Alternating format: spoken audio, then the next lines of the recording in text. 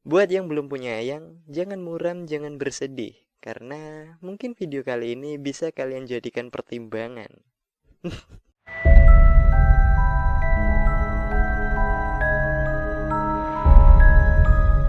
Halo Besti, Buce di sini dan selamat datang di channel Or Phoenix. Anyway, karena masih dalam suasana lebaran, ya biarpun pas video ini upload kayaknya sudah agak telat ya, tapi ya minal aizin wal faizin, mohon maaf lahir dan batin. Oke, langsung saja ke topiknya. Kali ini aku akan menceritakan mengenai sebuah urban legend yang ada di negeri Thailand. Ya, Indonesia sudah, Jepang sudah, kita coba geser sedikit ke Thailand, yaitu urban legend Nang Tani.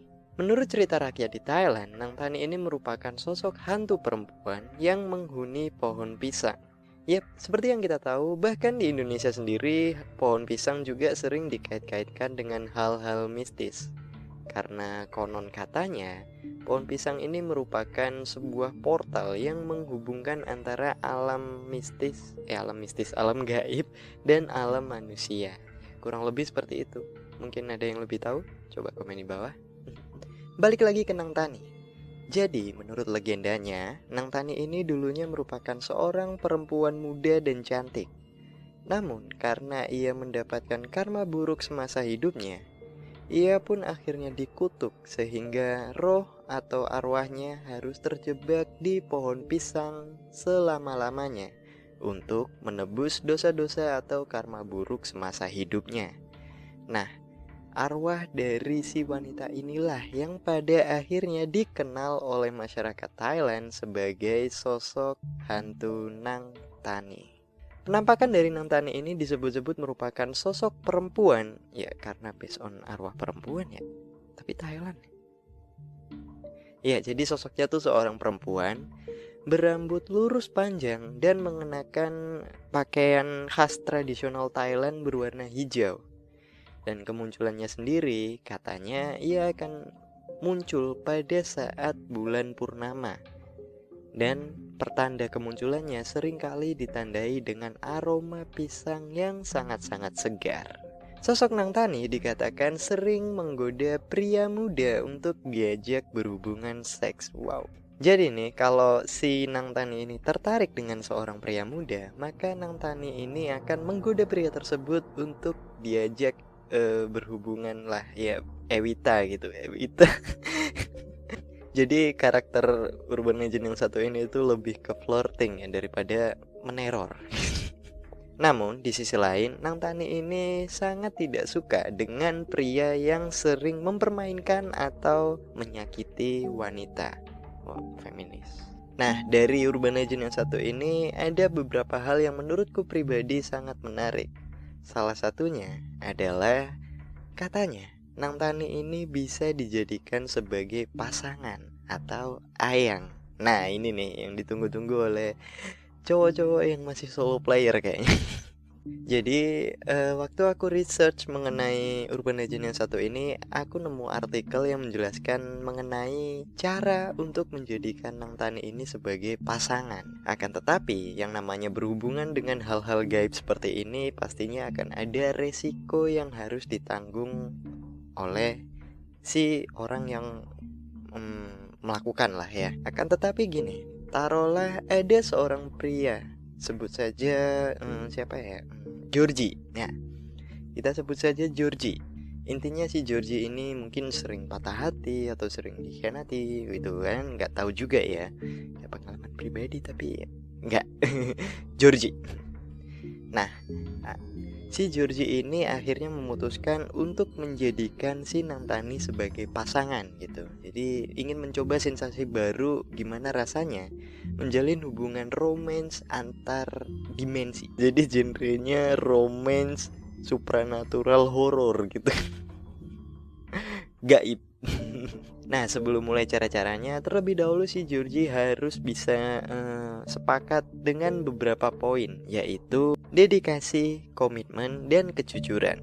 Ya, kayak realistis banget gitu loh, mau berhubungan dengan hal gaib mesti perlu dedikasi, komitmen, kejujuran. Ya. Namun anggap saja karena si Georgie ini sudah bertekad gitu untuk merasakan hal baru gitu, romance, mistis, klinik, bin horor gitu kan. Jadi si Georgie ini oke dengan ketiga poin tersebut.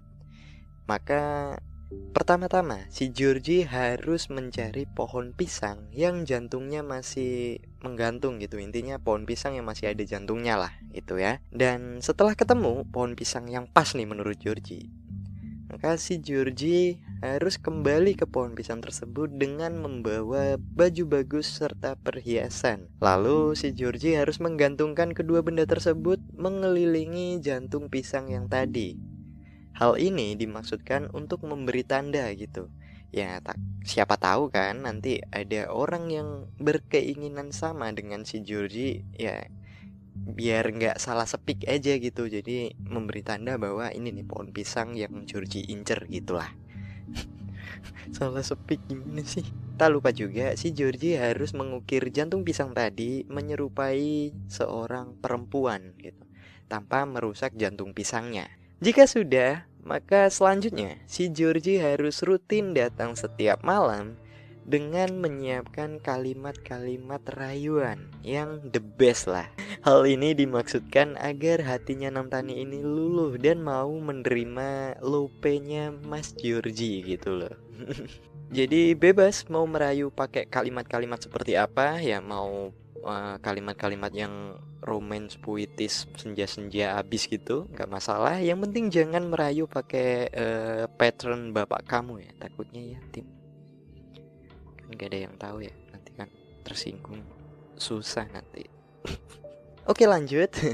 Kalau semua cara tadi sudah dilakukan si Georgie tanpa kendala, maka katanya Namtani ini akan muncul di dalam mimpi si Georgie sebagai tanda bahwa si Namtani ini mau memberikan hatinya kepada si Georgie. Dan tidak tanggung-tanggung, bahkan Namtani ini akan menganggap si Georgie sebagai suaminya. Wow, tiba-tiba dapat ayang gitu kan, cie Georgie. Tapi nih, yang namanya menjalin hubungan kan tidak selalu mulus lurus lancar gitu kan, kayak drama serial gitu ya. Tapi even drama serial juga kan ya pasti ada konflik lah tipis-tipis gitu kan. Nah, menjalin hubungan dengan Namtani ini juga demikian besti, karena ya yang namanya sebuah hubungan kan ini kan dua orang gitu loh, terlebih lagi ini satunya ini mistis gitu kan, makhluk gaib. Pasti akan ada kendala-kendala ya. Kayaknya sih ngeri sih kayaknya, karena ini gaib loh satunya itu kan ya. Ditambah lagi Namtani ini yang sangat-sangat tidak suka dengan pria yang suka mempermainkan wanita. Nah, makanya jangan coba-coba untuk berselingkuh dari si Ayang Namtani ya. Jangan macem-macem, karena mungkin ini resikonya yang aku bilang tadi ketika berhubungan dengan Namtani. Anggap saja suatu saat si Georgie ini selingkuh, dan ya someday dia menemukan sosok wanita yang pas lah di hatinya gitu. Dan akhirnya dia cheating dari si Ayang Namtani, lalu kencan dengan si wanita. Nah, Namtani ini katanya tidak akan segan untuk mematahkan leher si Georgie pada saat ketika si Georgie ini tengah ewita dengan pasangannya yang sesama manusia. Kenapa harus ewita ya? Ya jadi intinya Namtani ini bisa saja langsung mematahkan leher si Georgie ketika sedang berselingkuh. Jadi on the spot gitu. Ya of course, cause karma has no deadline. Tapi apakah seserem itu resiko dari menjalin hubungan dengan si Ayang Namtani?